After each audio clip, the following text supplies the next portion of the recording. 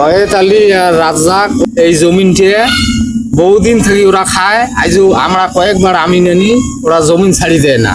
এই সালিশি থানায় পর্যন্ত হয়েছে, গ্রামে হয়েছে, মেম্বার বলছে হ্যাঁ কলে ওদের জমিন ওদেরকে দাও।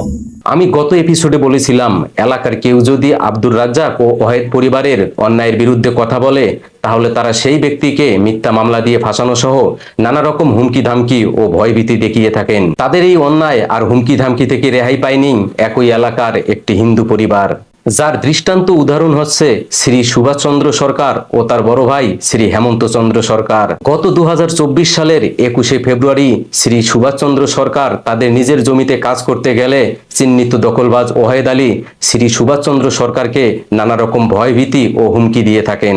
পরে শ্রী সুভাষচন্দ্র সরকার 2024 সালের 22শে ফেব্রুয়ারি রাজারহাট থানায় উপস্থিত হয়ে একটি মামলা দায়ের করেন। এরপর সেই মামলার জেরে কুড়িগ্রাম বিজ্ঞ ম্যাজিস্ট্রেট আদালত থেকে গত 2024 সালে 21শে এপ্রিলে বিবাদী ওয়াহেদ আলী বরাবর একটি কারণ দর্শানোর নোটিশ পাঠান।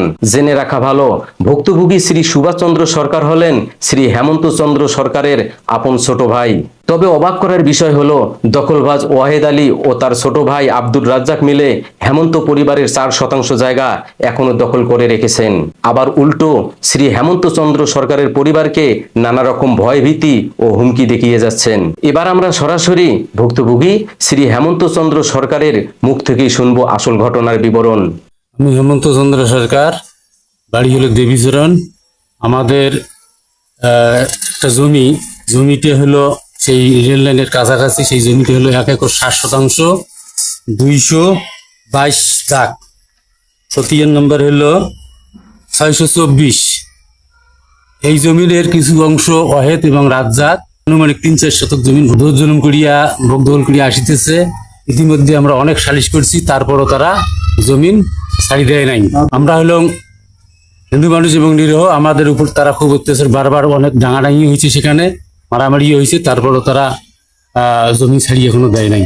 এই এপিসোড থেকে আশা করি আপনারা বুঝতে পারছেন দখলদার ওয়াহেদ আলী ও তার ছোট ভাই আব্দুর রাজ্জাক এলাকাবাসীর ওপর কিরকম অন্যায় অবিচার করে থাকেন।